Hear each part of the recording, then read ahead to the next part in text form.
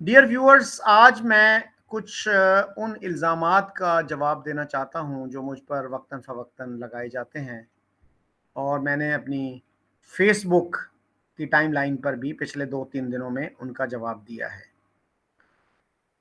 सबसे पहले मैं बात करना चाहता हूँ इस ऑस्ट्रेलिया में रहने वाले एक मुहिब्बे वतन पाकिस्तानी की।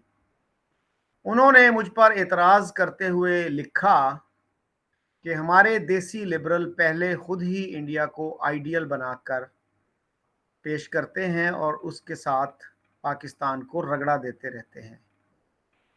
जब इंडिया की किसी कमज़ोरी या खामी की निशानदेही की जाती है तो फ़ौरन पैंतरा बदल कर कहते हैं कि हमें अपने मसाइल की तरफ तवज्जो देनी चाहिए।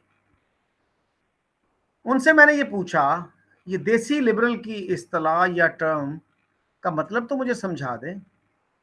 क्या बदेसी लिबरल अच्छे होते हैं और देसी लिबरल खराब?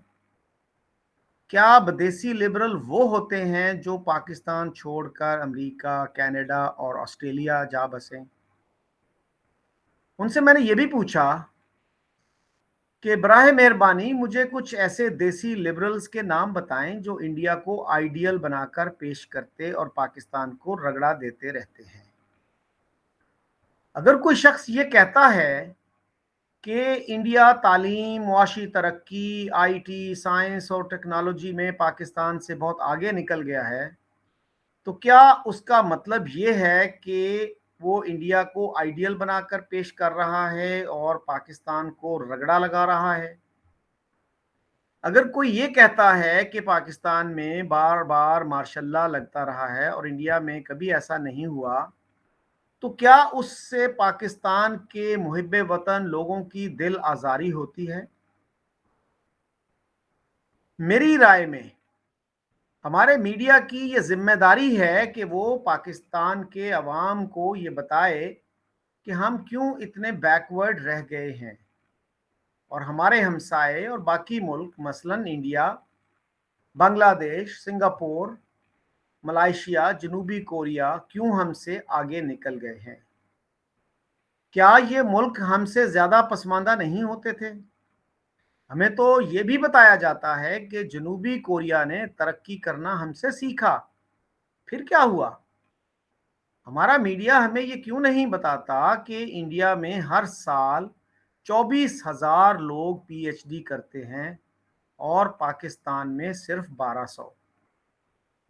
इंडिया में पीएचडी करने वालों में से तकरीबन 9,000 पीएचडी करने वालों का ताल्लुक चोटी के 50 तालीमी इदारों से होता है।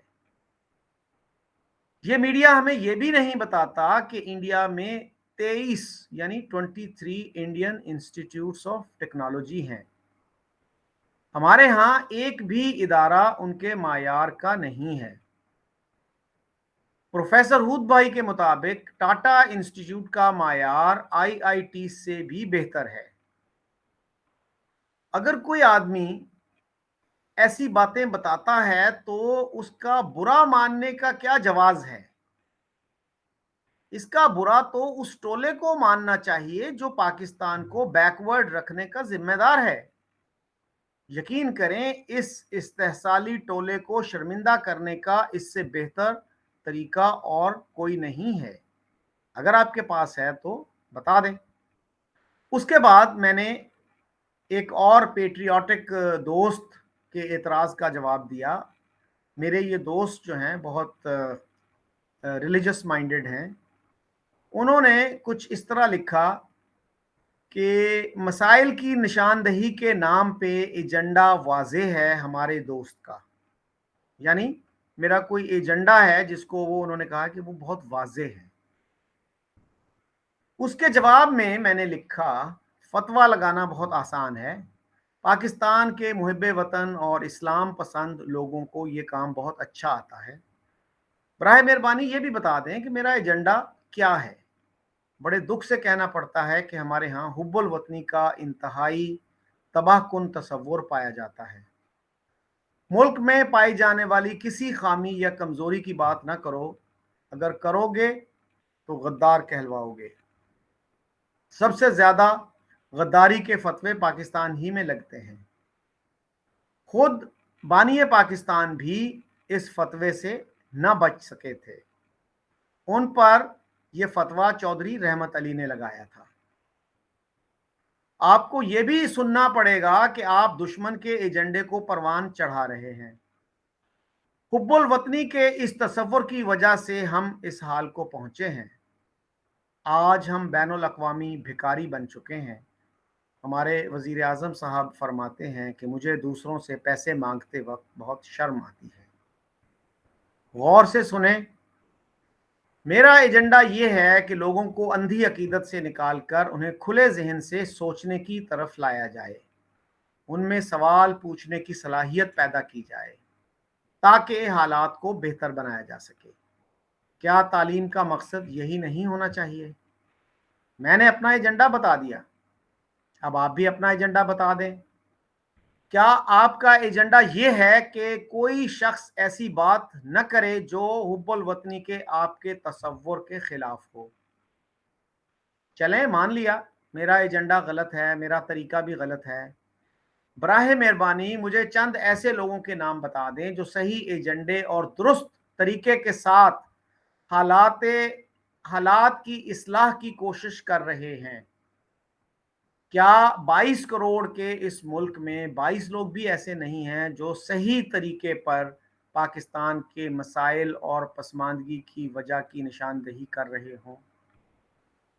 इस मुल्क के दानिश्वर, अदीब, सहाफ़ी, शायर, उलमा, वकील, रिटायर्ड प्रोफेसर्स, सफारतकार, वफाकी सेक्रेटरी, जर्नैल और बैरून मुल्क रहने वाले पाकिस्तानी क्यों इस मुल्क के मसाइल की निशानदेही नहीं करते? उन्हें अपना कंफर्ट जोन क्यों इतना प्यारा है? मशरकी पाकिस्तान के बहरान के वक्त कितने अजीम और मुहिब्बे वतन लीडर्स और दानिश्वर जिंदा थे। उनमें से कितनों ने इस मुल्क को बहरान से निकालने में अपना किरदार अदा किया। उस वक्त चौधरी मोहम्मद अली जो वजीर आजम रह चुके थे, उसके बाद पाकिस्तान के पहले chief justice sir Abdul Rashid, Pakistan Muslim League के पहले सदर Chaudhry Khaliquzzaman, Qayyum Khan, Mumtaz Daultana, Mrs Salma Tasadduq Hussain, Shamim Hussain Qadri, Nawab Mushtaq Gurmani, Z Suleri, Majid Nizami, doctor Ishtiaq Hussain Qureshi, Alauddin Siddiqui, Jamil Jalibi, Maulana Jamal Mian Farangi Mahali, doctor Javed Iqbal, doctor Israr Ahmed और मौलाना अबुल आला मौदूदी जैसे नामी ग्रामी मुहिब्बे वतन लोग जिंदा थे। क्या उनमें से किसी में जुर्रत इजहार न थी? क्या उनके हुब्बुल वतनी के तसव्वुर में कोई खामी रह गई थी? क्या उन्हें यह शऊर भी न था कि मिलिट्री एक्शन का नतीजा क्या निकलेगा? जुर्रत इजहार थी तो हबीब जालिब, अहमद सलीम और अब्दुल्ला मौलक जैसे गद्दारों में, गद्दारों मैंने कोटेशन मार्क्स में लिखा है, मुहिब्बे वतन लोग मुंह में घुंघरियां डाले बैठे थे। हबीब जालिब ने कितने दुख से कहा था, मोहब्बत गोलियों से बो रहे हो, वतन का चेहरा खून से धो रहे हो, गुमा तुमको कि रास्ता कट रहा है, यकीन मुझको कि मंजिल खो रहे हो। हल्का अरबाब ज़ौक़ के किसी इजलास में मशरकी पाकिस्तान में इंसानी हकूक़ की खिलाफ वर्जियों के खिलाफ कभी आवाज़ बुलंद नहीं की गई थी। अपनी वफ़ात से कुछ अरसा पहले हमारे सीनियर सहाफ़ी जनाब अब्दुल कादिर हसन कहा करते थे कि अगर वो और उन जैसे लोग मिलिट्री एक्शन पर तनकीद करते तो शायद मुल्क टूटने से बच जाता, लेकिन उस वक्त उन पर जंगी जुनून सवार था। उस वक्त वो रोजनामा नवाए वक्त में अरबों को ताने दिया करते थे कि उनसे इतना छोटा सा मुल्क इसराइल नहीं संभाला जाता और हमने इतने बड़े मुल्क भारत को नकेल डाली हुई है। डियर व्यूअर्स, इसी के साथ मैं आपसे इजाज़त चाहता हूँ। खुदा हाफिज़।